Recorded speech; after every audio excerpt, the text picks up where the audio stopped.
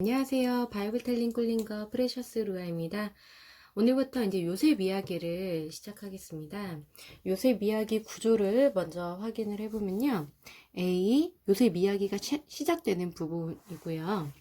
B.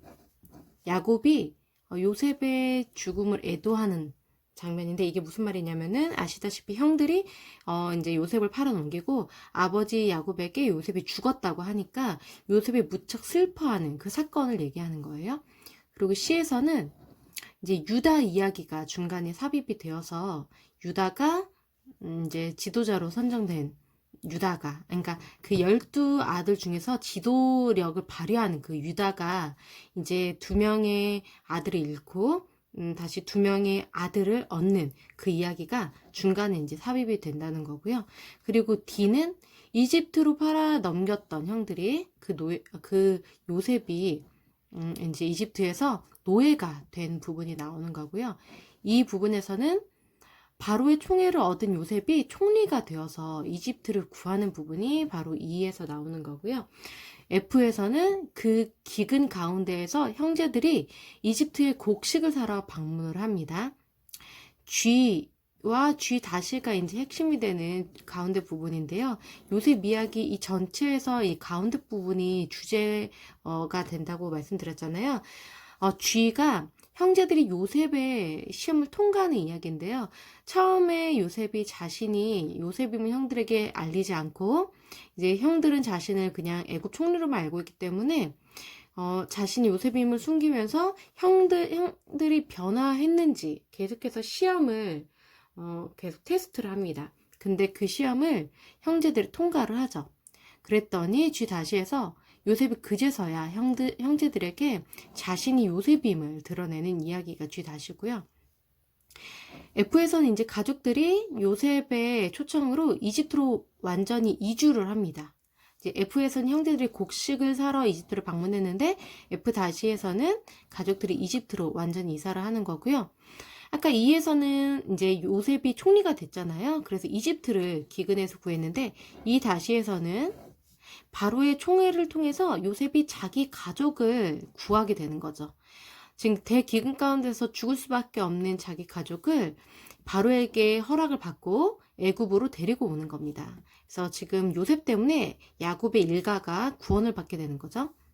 아까 D에서는 이집트에서 요셉이 노예가 됐었는데 D-에서는 이집트인들을 노예로 삼은 요셉이에요. 대조가 되죠. 아까는 이집트인 집에 노예로 들어갔었는데 요셉이 이제 상황이 역전이 돼서 요셉이 오히려 이집트 사람들을 노예로 삼았다. 아까 C에서는 이제 유다 이야기가 막간에 들어갔었는데요. 이번에도 유다 이야기가 나옵니다. 야곱의 축복 중에서 야곱이 죽기 전에 12아들들에게 다 축복을 하는데요. 여기에서 유다가 지도자로 축복을 받는 그런 모습을 볼 수가 있고요. B-에서는 아까 B에서는 야곱이 자기 아들 요셉이 죽었다고 생각해서 죽음을 애도했잖아요. B-에서는 요셉이 야곱의 죽음을 애도합니다. 야곱이 죽죠. 그래서 요셉이 야곱을 장사를 성대하게 치러주고 야곱 아버지의 죽음을 슬퍼하는 그런 장면이고요. A-에서는 아까 서론에서 요셉의 이야기가 시작되는데 결론에서 요셉의 이제 죽음으로써 요셉의 이야기가 마무리가 됩니다. 요셉 이야기를 보면요. 요셉은 이스라엘의 길이 되어준 존재예요. 이스라엘의 길, 요셉이 이제 4강의 제목인데, 맨 처음에 요셉이 탄생했을 때도 그때 상황이 야곱이 이제 자신의 외삼촌 라반의 집에 묶여있는 상황이었잖아요. 그런데 고향으로 돌아갈 수가 없는 상황이었는데 그 이유 중에 하나가 라헬이 임신을 못하는 것 때문이라고도 말씀을 드렸어요. 외삼촌 라반이 자신의 딸 라헬이 임신을 못하기 때문에 너가 라헬을 데리고 고향에 돌아갔다가 다른 여자들을 아내로 삼고 내 딸 라헬을 애기 못 낳았다고 버려버리면 어떻게 하냐, 이런 핑계로 또 아이를 안 보낼 그러니까 고향으로 야곱을 돌려보내지 않았었을 수도 있는데, 라헬이 17년 만에 결혼한 지, 그러니까 지금 이 땅에 라반이 외삼촌네 집에 온 지 20년 만에야 드디어 요셉을 잉태를 하게 되거든요. 이 요셉이 잉태하고 요셉이 태어났을 때 드디어 이제 야곱이 라헬과 레아를 불러서 이제는 고향으로 돌아가야겠다라고 결정을 하고 고향으로 출발하게 되는데, 그 계기가 된 게 바로 요셉의 탄생이었다는 거죠. 요셉의 존재 자체가 야곱에게는 이제 구원의 길이 되어준 그런 귀한 아들 존재이라는 거죠. 그리고 요셉은 그 대기근 가운데서 애굽 사람들을 구원해준 사람인 거고요. 지금 야곱의 형제들과 야곱 아버지, 그러니까 이 야곱 일가에게도 요셉은 구원을 베풀어준 구원의 길이 된 존재라는 거죠. 요셉이 아니었으면 야곱의 가족들은 대기근 가운데서 굶어 죽을 수밖에 없었고, 애굽 전체도, 주변 나라 전체도 정말 이제 심각한 위기 가운데 처했었는데, 하나님께서 지혜를 주셨던 이 요셉 때문에 모두 다 이제 구원받을 수가 있었던 거죠.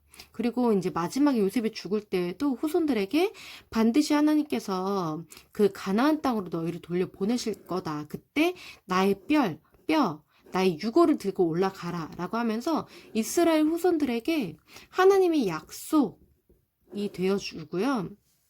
약속을 전해주고요. 400년 뒤에 이스라엘 백성들이 이제 가나안 땅으로 출발할 때에 야곱의 유고를 진짜 들고 출발을 하거든요. 이 야곱의 이제 유고를 들고 출발한 이스라엘 백성들은 이 가나안 땅을 정복하고 제일 먼저 이제 한 일이, 이 땅이 이제 우리 것이다. 이 땅에 이제 하나님의 약속이 이루어졌다 해서 이 요셉의 그 유고를 안장을 하는, 요셉의 그 새긴 땅에 이것을 묻는 그 일을 하거든요. 그러니까 요셉의 그 의미 자체가 하나님의 그 구원의 길이라는 그런 의미가 있어요. 그런 역할을 한 사람이라는 거죠. 그러면 요셉의 이야기로 이제 구체적으로 하나는 살펴보면서 들어가 보도록 하겠습니다. 요셉이 17세 때 형들과 함께 양아침에서 본 형들의 잘못을 아버지에게 말하는 고자질쟁이였어요. 야곱이 이 요셉을 무척 편애하거든요. 노년에 얻은 아들이므로 요셉을 편애했다고 나와요. 그리고 자신이 가장 사랑하는 아내 라헬이 귀하게 낳은 아들이잖아요. 그렇기 때문에 요셉을 너무나도 예뻐해서 12형제 중에서 11번째 아들이었음에도 불구하고 요셉을 위해서 채색옷을 지어주는데요. 이 채색옷은 공개적으로 통치자로 임명한다, 이런 의미가 있거든요. 무한한 관심이 이 요셉에게 있다. 이것을 이제 다 모든 사람들에게 알리는 거예요. 이것을 본 형제들은 마음이 편할 리가 없겠죠. 지금 자신도 엄마 리브가의 편애를 받았잖아요. 그것 때문에 상처받은 게 형 에서인데, 편애를 받았던 야곱은 고스란히 자신도 요셉을 편애하고 있는 모습을 볼 수가 있어요. 그렇기 때문에 자연스럽게 형들을 질투할 수밖에 없고요. 요셉을 미워할 수밖에 없어요. 요셉을 미워했다라는 말이 4절, 5절, 8절에서 3번이나 언급이 되고 있어요. 얼마나 미워했으면 이것이 굉장히 중요하게 강조가 되고 있고요. 너무 미워해서 편하게 말할 수 없었다. 즉, 그에게 인사조차 할 수 없었다라는 말이에요.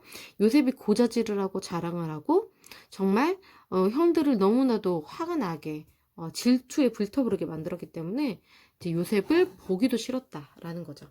하나님께서는 요셉을 향해서 원대한 어떤 목적이 있으셨어요. 요셉의 꿈 부분인데요. 요셉이 꿈을 2개를 꿉니다. 2가지를 꾸는데, 첫 번째 꿈에서는 요셉이 형들과 함께 곡식단을 모는데 요셉의 단이 일어서고 형들의 단이 요셉의 단에 둘러싸서 절을 하는 거예요. 이 꿈 얘기를 또 요셉이 하니까 형들이 너가 우리 왕이 되겠다고? 네가 우리를 다스린다고? 하면서 더욱 미워하게 됐는데요. 2번째 꿈을 또 이야기를 해요. 해와 달과 11별, 11명의 이제 형제들이 있잖아요. 요셉이 10명의 형들과 1명의 동생이 있는데, 그 모든 형제들이, 그리고 해와 달, 아버지와 어머니까지 자신에게 다 절을 하는 꿈을 꾸었다는 거예요. 그랬더니 이번에는 아버지 야곱도 네가 꾼 꿈이 뭐냐? 나랑 네 어머니랑 네 형들이 너한테 절을 한다고? 근데 형들이 이걸 듣고 또 시기를 하지만 야곱은 이제 겉으로는 꾸짖었지만 그 말을 간직해 둡니다. 야곱은 꿈을 이제 꿨었던 사람이잖아요. 하나님의 야곱에 대한 어떤 사닥다리에 천사가 오르락내리락 하는 그런 꿈을 꿨었던 사람이기 때문에 꿈의 중요성을 알고 있어요. 그 계시적인 의미가 있다고 생각을 하고 그 말을 이제 간직을 해두었다라고 나와 있고요. 세 번째 부분에서 이제 드디어 이제 요셉을 형들을 팔아버리는데요. 아버지가 세겜에서 양떼를 지닌 형들의 안부를 확인하기 위해서 요셉을 헤브론 골짜기에서 보냅니다. 이 세겜은 저희가 지난 시간에 살펴봤듯이 야곱이 가나안 땅에 와서 제일 먼저 정착을 했다가 자신 딸 다말이 강간을 당해서 그것 때문에 이제 형제들이 이제 세겜 사람들을 복수를 하고 다 죽여서 이제 떠날 수밖에 없었던 그 땅이잖아요. 이 땅에서 이제 복수를 당할까봐 야곱은 걱정을 했었잖아요. 그런데 또 이 세겜 땅에서 형들이 가서 양을 치고 있는 거예요. 아마도 이 형들과 함께 요셉을 보내지 않았던 이유도 이 야곱이 혹시라도 이 요셉이 복수를 당하는 그 일에 연루가 될까봐 요셉을 아끼기 때문에 요셉만 보내지 않았던 걸로 예측이 돼요. 형들은 이제 어쩔 수 없이 양을 치러 갈 수밖에 없었지만 요셉은 보내지 않았던 거죠. 요셉은 그저 일꾼이 아니라 아버지의 전령으로서 메신저로서 형들이 잘 있는지 확인하기 위해서 지도자처럼 그렇게 형들의 안부를 확인하려고 보내심을 받은 거죠. 그러니까 형들이 지금 요셉을 너무나도 미워하고 있잖아요.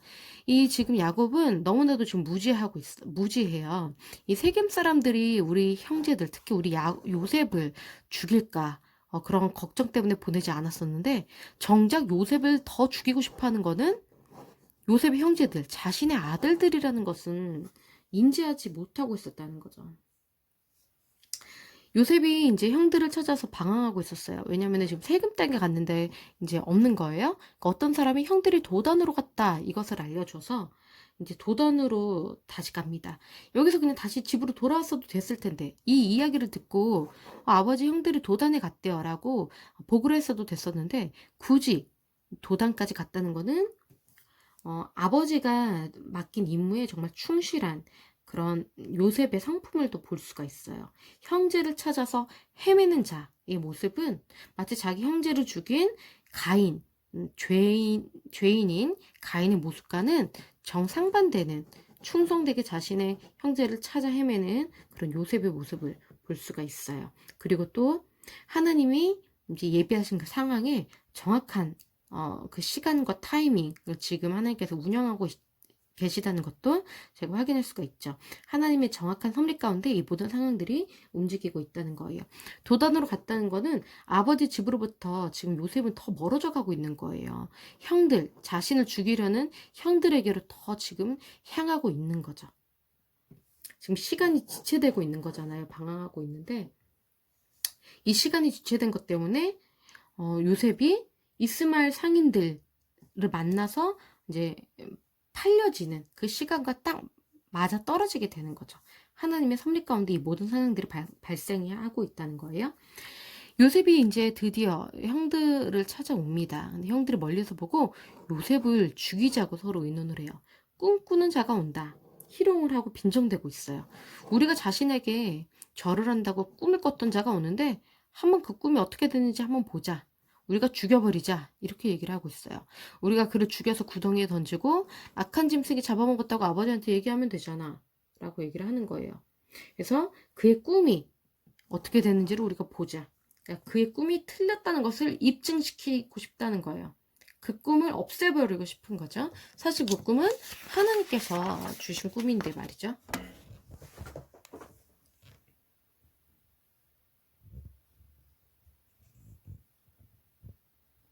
네, 카메라 조정을 좀 하겠습니다.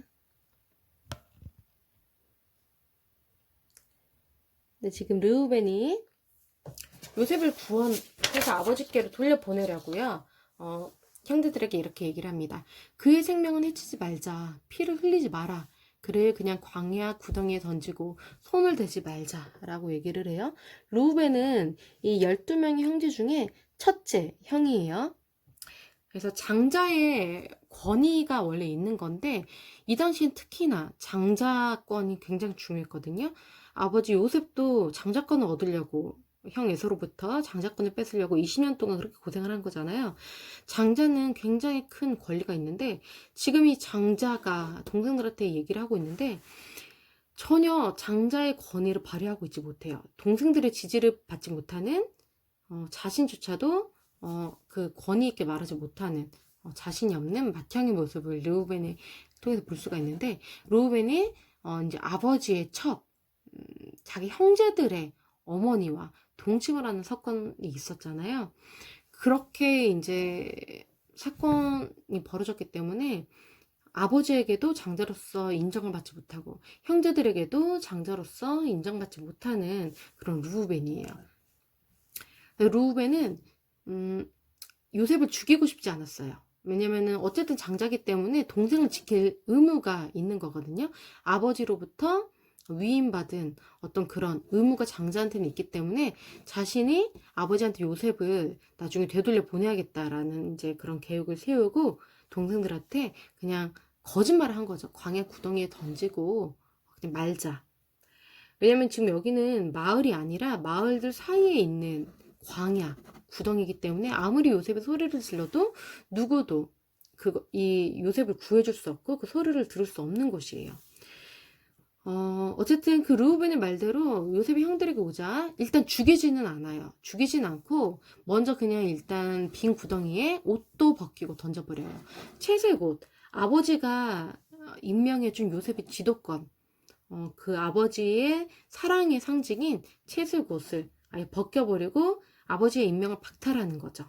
그리고 빈 구덩이에 던집니다. 여기서 표현된 동사에 의하면은, 그러니까 벗겼다. 요셉의 옷을 벗겼다. 그리고 잡았다. 그리고 던졌다. 이 세 가지의 동사를 통해서 형들이 무척 요셉에게 난폭하게 행동하고 있다는 것을 알 수가 있어요. 그래서 형들이 음식을 먹습니다. 이스라엘 사람들이 애굽으로 이제 내려가고 있을 때 유다가 제안을 합니다. 이때 지금 르우벤은 자리를 비웠어요. 요셉을 이스마엘 사람들에게 팔고 그에게 손을 대지 말자. 죽이지는 말자. 그냥 팔아버리자.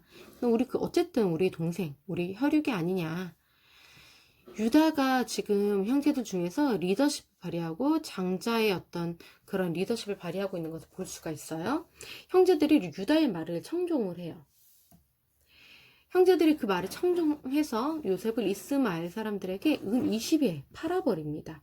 이때도 요셉을 끌어올리고 요셉을 팔고 요셉을 이스마엘 사람들이 취했다 라는 동사를 통해서 굉장히 역사적으로 지금 이 사건이 굉장히 중요하다는 것이 부각이 되고 있어요. 형들이 음식을 요셉을 구덩이에 던져놓고 음식을 먹고 있는 이 상황도 요셉을 제외시킨, 요셉을 정말 죽음 가운데 내몰아 놓고 자신들만 음식을 즐기고 있는데 나중에 총리가 된 요셉은 오히려 자신을 죽이려고 했던 원수 같은 형들에게 큰 상을 베풉니다. 이렇게 대조적인 어떤 태도를 볼 수가 있고요. 형제들이 맏형 르우벤의 말을 무시하고 어쨌든 유다의 말을 청종해서 상황이 이렇게 되어버렸어요. 르우벤이 자리를 비웠다가 요셉이 이스마엘 상인들에게 팔린 다음에야 되돌아옵니다. 되돌아와서 이 모든 상황을 확인을 한 다음에 굉장히 당황하죠. 괴로워했다고 나와요. 동생들 앞으로 와서 한탄을 합니다. 아이가 없다. 나는 어떻게 해야 하냐. 이 당시 17세 소년이었기 때문에 요셉이 이제 르우벤과는 나이 차이가 굉장히 많이 나죠. 그렇기 때문에 르우벤은 이 동생을 보호해서 아버지에게로 이제 데리고 가려고 했는데 자기도 없는 사이에 상황이 이렇게 된 거예요. 나는 어떻게 해야 하나? 그러니까 내 처지가 어떻게 될까? 사실 지금 르우벤은 이 아이 요셉을 걱정한다기보다는 자신을 더 걱정하고 있어요. 아버지 앞에서 한번 자신이 그렇게 아버지에게 실수를 하고 범죄를 하고 맏아들로서의 그런 잘못을 저질렀는데 이 동생까지 보호를 하지 못하게 되어버리면은 자신은 아버지에게 면목이 없는 상황이 되는 거죠. 근데 결국엔 이 모든 상황을 아버지에게 책임감 있게 자백을 하지 않고 루벤은 결국에 형제들과 동조를 해서 이 수렴소를 죽여서 그 피를 요셉의 옷에 적시고 그 옷을 아버지에게 보내서 이것이 요셉이 짐승들에게 찢겨서 죽은 증거이다 하면서 아버지를 속이는 거에 동참을 하거든요. 끝까지 이제 맏아들로서의 책임감 있는 행동을 보여주지 못하는 루벤의 모습을 확인할 수가 있어요. 장자로서 마땅히 해야 될 책임을 하지 않은 거죠. 근데 지금 이 요셉의 옷을 이용해서 형제들이 아버지를 속이는데요. 이것은 이 아버지 야곱이 자신의 아버지 이삭을 속인 방법과 동일해요. 야곱도 이삭을 속일 때에 형 에서의 옷을 입어가지고 이삭을 속였잖아요. 마찬가지로 자신도 아들들에게 옷을 통해서 자식의 옷을 통해서 속임을 당하거든요. 내가 가장 사랑하는 아들의 옷으로 이삭이 속은 것처럼 아버지를 속였던 야곱도 내가 가장 사랑하는 아들의 옷으로 속게 된 거죠. 내 아들의 옷이다. 악한 짐승이 그를 잡아먹었구나. 요셉이 찢겨진 게 분명하다. 내가 내 아들에게로 가겠다. 나도 죽겠다 이 얘기예요. 너무나도 사랑했던 아들인데 자신이 가장 사랑했던 아내 라헬도 일찍 죽었는데 그녀가 남긴 정말 귀한 아들, 기다렸던 그 아들인 요셉도 지금 17세에 죽은 거예요. 야곱 입장에서는 그냥 죽고 싶다는 거죠. 야곱이 옷을 찢고 굵은 배로 허리를 묶고 오래도록 요셉을 위해 애통하고 통곡함. 형들의 위로도 거절했다. 형들이 아무리 위로해도 야곱은 너무나도 깊은 그러니까 슬픔 가운데 지금 gat혀 있어요. 내가 슬퍼하며 서울로 내려가 내 아들에게로 가리라. 요셉이 죽은 것을 하나님의 심판으로 느끼고 있어요. 그러니까 하나님의 구원의 은혜와 이런 것들이 미치지 않는 수월로 내가 내려가야 한다. 굉장히 비통함 가운데 잠겨져 있는 야곱의 모습을 볼 수가 있는데 형들이 이런 야곱의 슬픔을 보면서 죄책감이 심화되어 갔겠죠.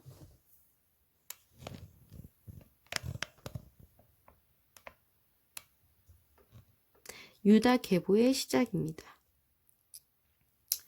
여기에서는 잠깐 요셉의 이야기가 중단이 되고요. 이제 네 번째 아들인 그 유다의 이야기가 이제 나오게 됩니다.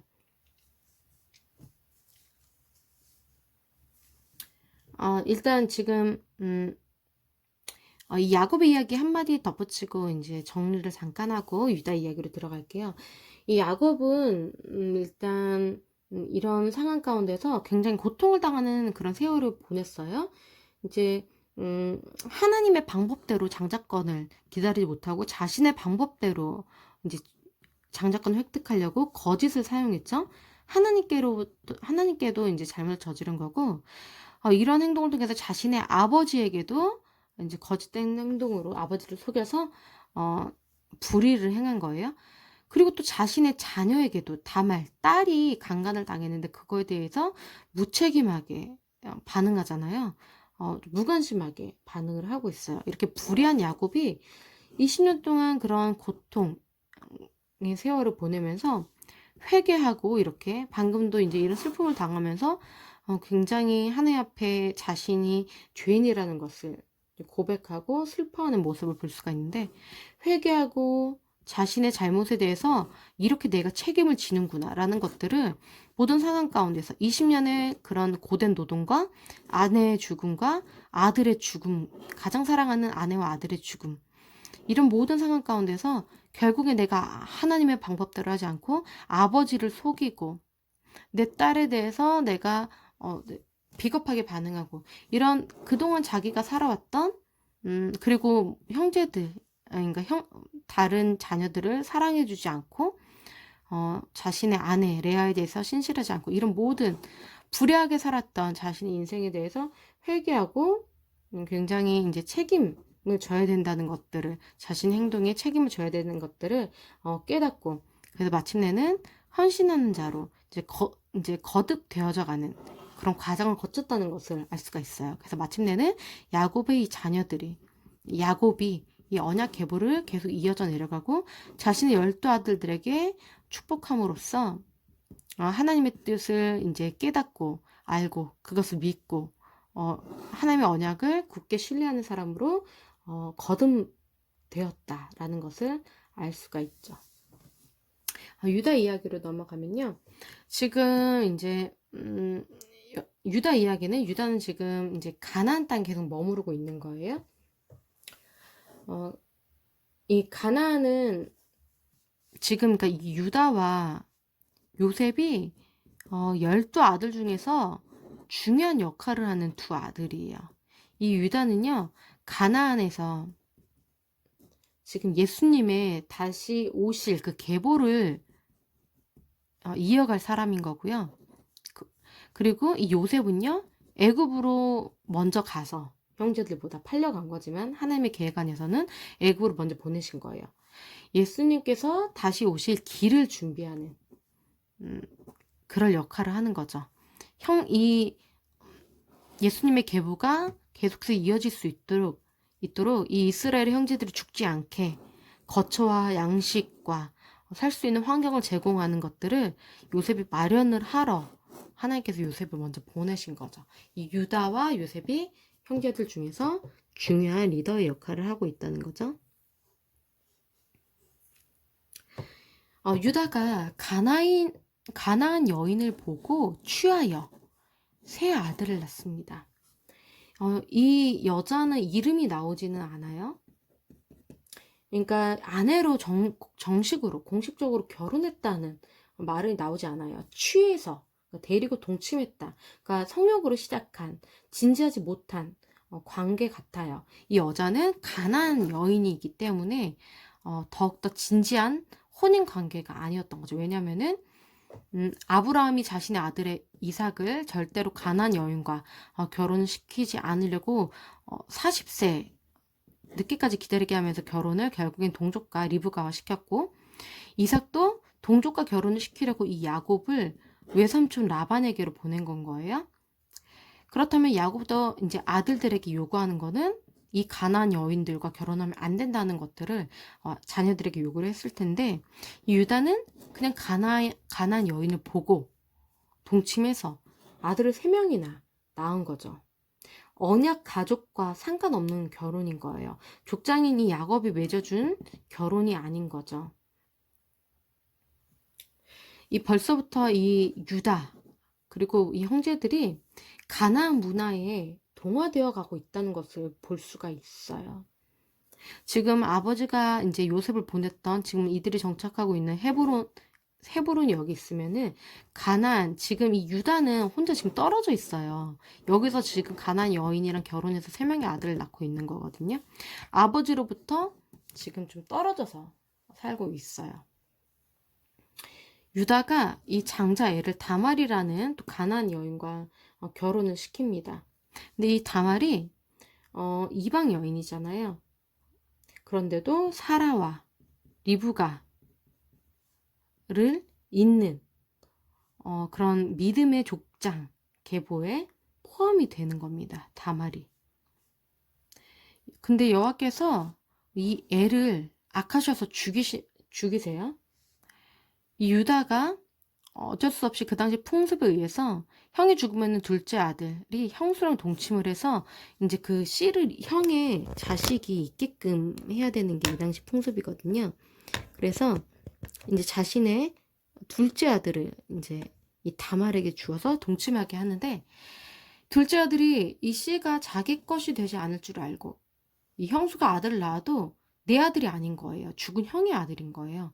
그래서 동침할 때에 이 땅에 설정을 한다는 건데, 자기 이제 공식적인 후손들에게 줄 유산이 분할되고 형의 이름으로 살아갈 그 자식에게 유산이 가고 자신이 그런 피해를 당하고 싶지 않은 거죠. 그래서 이런 짓을 하는 거예요. 이런 행위도 하나님 보시기에 악하셔서 죽이십니다. 왜냐면은 하나님께서는 이스라엘 가족에게 계획이 있으세요. 특히 이 유다에게 이들이 번성을 해서 예수님이 다시 오실 그 계보가 마련이 돼야 되고, 이들이 민족으로 성장을 하려면 번성을 해야 되거든요. 그런데 지금 번성하지 않으려고 악행을 저지르고 있다는 거죠. 이것은 하나님의 계획을 가로막는, 하나님과 뜻과는 정반대의 행위인 거예요. 반면에 이 가나안 여인은 다말은 정말 자신이 이 집안에 하나님의 사람이 있는 하나님의 그 가문에 이제 그 씨를 주려고, 아이를 낳아주려고 노력을 하는데 오히려 이 아들들이 지금 악행을 하고 있는 거죠.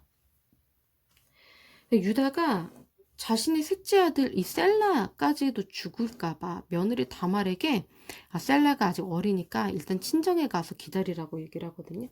영적으로 무감각한 거예요, 유다가. 지금 첫째 아들, 둘째 아들이 죽은 거는 이 다말 때문이 아닌데, 유다가 보기에는 첫째 아들도 둘째 아들도 죽으니까 이 다말에게 뭔가 문제가 있다고, 뭐 미신적으로 그렇게 생각을 하는 거예요.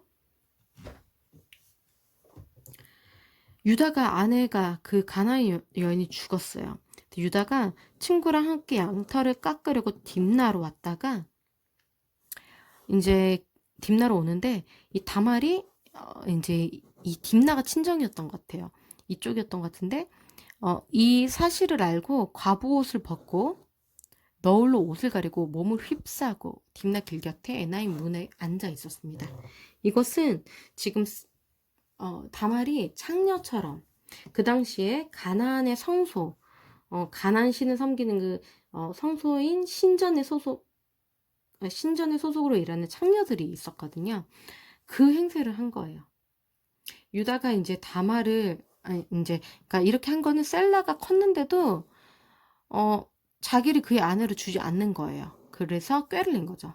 유다가 이제 지나가다가 다말을 창녀인 줄 알고 흥정을 합니다. 내가 염소 새끼를 주겠다고 약속하면서 바로 지금 염소 새끼는 옆에 없었기 때문에 다말이 요구하는 담보물로 도장과 끈과 지팡이를 주고 나중에 염소 새끼를 주겠다는 약속으로 일단 이 담보물로 잡힌 거죠. 이 도장은 이제 인장, 이 끈은 도장을 이제 묶는 이 끈이에요. 지팡이는 소유권이 표시되어 있어요. 자기의 이제 권위를 상징하는 그런 건데, 그러니까 지금으로 말하면은 그냥 신분증 같은 그런 물건이었던 것 같아요.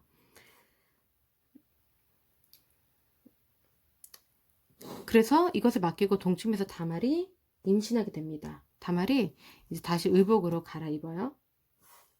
유다가 친구를 통해서 이제 이 도장끈 지팡이를 돌려받으려고 염소새끼를 약속대로 보냈는데 그 여인이 없는 거예요. 친구가 가보니까 그 동네엔 창녀가 없던데? 라고 얘기를 하는 거예요. 그래서 유다가 부끄러움을 당할까봐 담보물을 그냥 다시 되찾는 것을 포기합니다. 자신의 신분증을 창녀한테 갔다가 잃어버린 거예요. 그런데 이제 창녀를 찾아 헤맬 수는 없잖아요. 자신의 그 신분증이 이제 발각이 되면은 이런 모든 일들이 공개가 되는 건데 그냥 덮자 이렇게 되는 거예요. 지금 이 유다의 태도가 아까 제가 유다와 요셉이 굉장히 중요한 인물이라고 얘기를 했는데 굉장히 태도에 대해서는 상반된 모습을 볼 수가 있어요. 요셉은 어떤 성적인 유혹에 대해서 단호하게 하나님께서 보고 계시다면서 거절하고 이제 그 죄를 거부하는 모습을 볼 수 있었는데 지금 이 유다는 가나안 문화에 이미 동화가 되어 있었기 때문에 너무나도 쉽게 창녀를 취해서 자신의 성욕을 푸는 그런 태도를 보이고 있어요. 근데 이런 모습을 통해서 지금 유다의 어떤 가벼운 경박한 그런 태도로 볼 수가 있지만 나중에 이제 요셉 앞에 총리가 된 요셉 앞에 섰을 때 요셉이 이제 형제들이 시험을 하잖아요. 막내 동생을 두고 너희만 가라 라고 했을 때 요셉을 그냥 앞장서서 팔았던 이 유다가 막내 베냐민을 지키기 위해서 오히려 내가 죽겠다, 내가 여기 남아있겠다 라고 말하면서 책임감 있는 모습을 보여주거든요. 자신의 두 명의 아들이 죽었잖아요. 이 사건은 유다에게 큰 아픔이었을 거예요. 나이가 들면서 가장 사랑하는 아들 요셉을 잃어버렸던 자신의 아버지 그 야곱의 슬픔을 이해할 수가 있게 되었던 것 같아요. 그래서 자신의 아버지를 철저하게 젊었을 때는 속였지만, 아픔을 줬지만, 이제 어느 정도 나이가 들고, 모든 상황 가운데서, 이런 상황 가운데서, 이제 자신의 며느리 다말에게 당하게 되잖아요. 그러면서, 굉장히 창피를 당하게 되고, 그 이후로 다시는 자신의 며느리인 다말을 가까이 하지 않고 오히려 다말이 옳다고 인정하게 되는데, 이런 것들을 겪으면서 자신이 잘못한 거에 대해서 반드시 그 죄값을 치러야 되는구나. 책임을 져야 되는구나. 이런 것들을 경험하면서 굉장히 책임감 있는 사람으로 변화가 된 모습을 나중에 볼 수가 있어요. 그래서 여기서도 마찬가지로 어떻게 보면은 며느리가 자식과 똑같잖아요. 그런데 이 다말이 옷으로 과부의 옷을 벗고 창녀의 옷을 입어서 그 옷으로 자기 아버지, 시아버지를 속인 거거든요. 그런데 이 유다는 요셉의 옷으로 자기 아버지 야곱을 속였잖아요. 야곱도 형 에서의 옷으로 자신의 아버지 이삭을 속인 거고요. 3대 연속 옷으로 자기 아버지를 속이는 그런 모습을 볼 수가 있어요. 3달쯤 후에 다말이 임신했다는 것을 유다가 이제 듣고, 이 며느리가 지금 기다리지 못하고 바람을 폈구나 해가지고, 사형을 선고를 합니다. 약혼 중에 이제, 간통을 하면 사형이거든요. 어쨌든 막내 아들을 주기로 지금 정하게 되었는데, 그 사이에 그 기간에 임신을 한 거잖아요. 그런데 여인이 끌려나갔을 때 사람을 통해서 담보물을, 즉, 자신의 시아버지 유다의 도장과 끈과 지팡이를 이제 보내는 거예요. 그것을 받은 유다는 무엇인 줄 알았겠죠? 유다가 자신이 셀라를 주지 않았으므로 다말이 자신보다 옳다고 인정을 합니다. 내가 셀라를 주기로 약속해놓고서는 사실 내가 내 셀라까지 죽을까봐 주지 않았어. 줬어야 되는데 다말이 이렇게까지 하면서 자신의 이제 의무를 행하려고 한 것에 대해서 오히려 다말이 옳다. 내가 비겁했다.